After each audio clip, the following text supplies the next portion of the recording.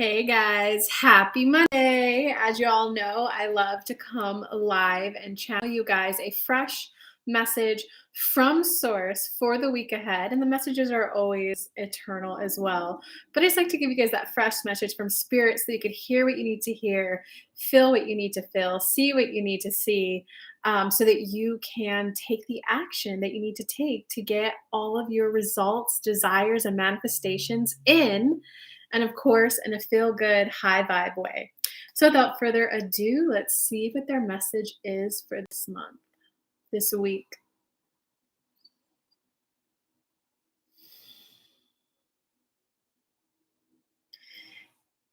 It's about expanding.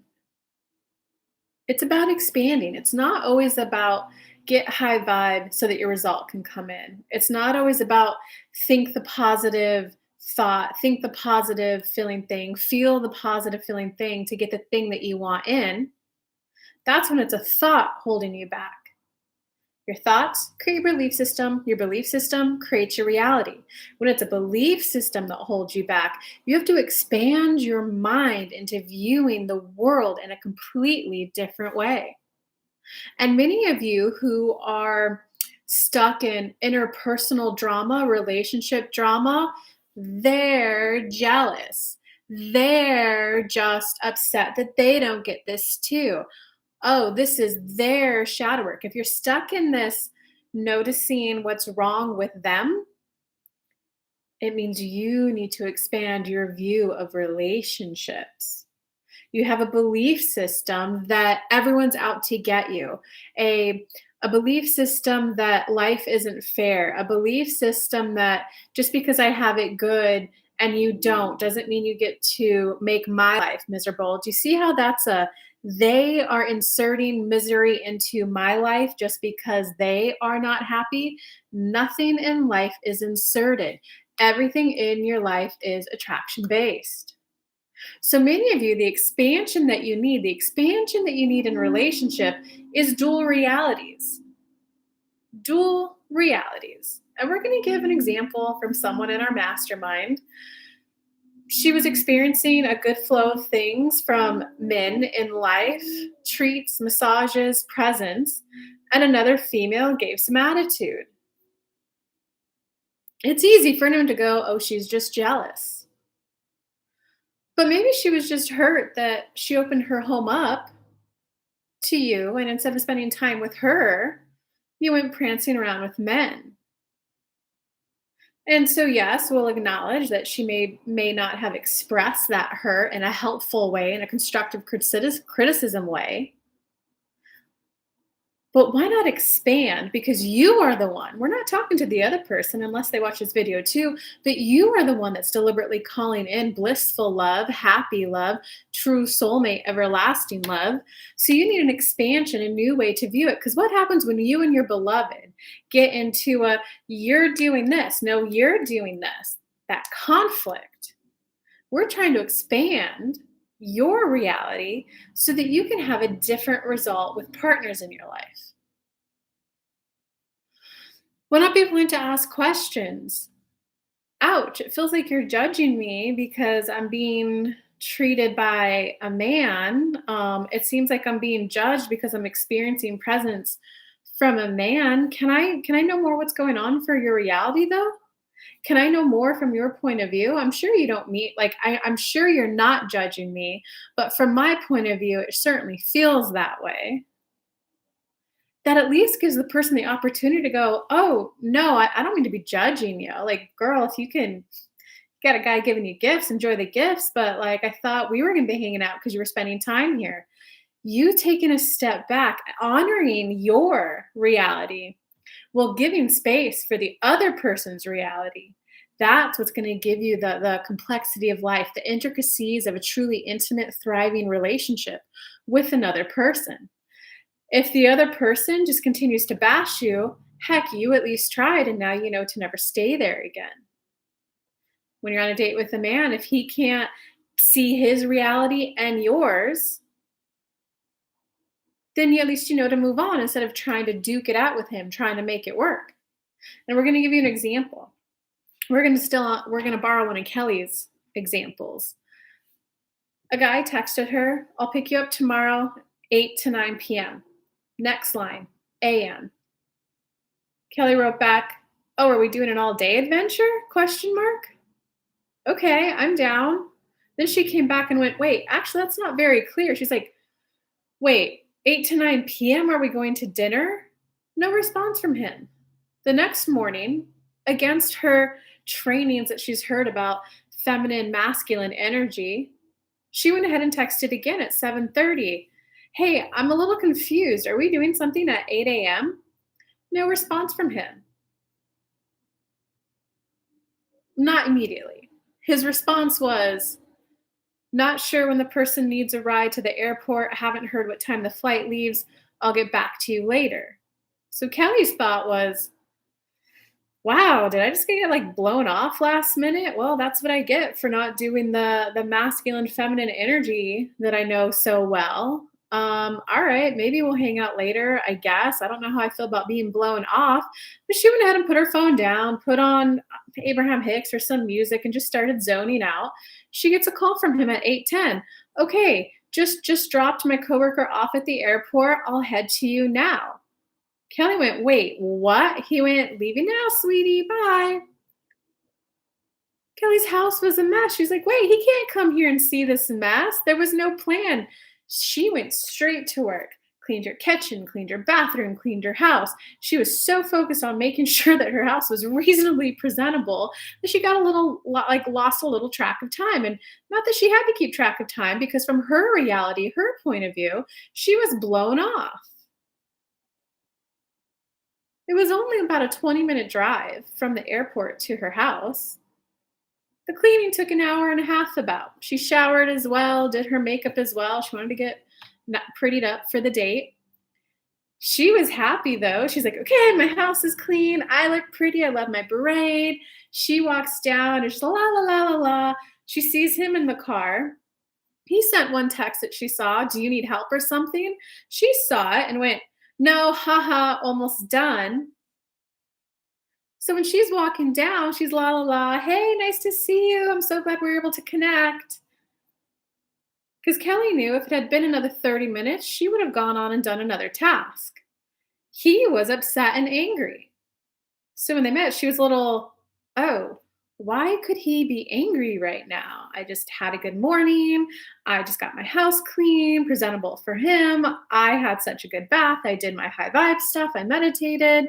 Why could he be angry? That's the question you'd ask. I wonder why they could be saying those mean things. To gain a little bit of, some people like to call it empathy.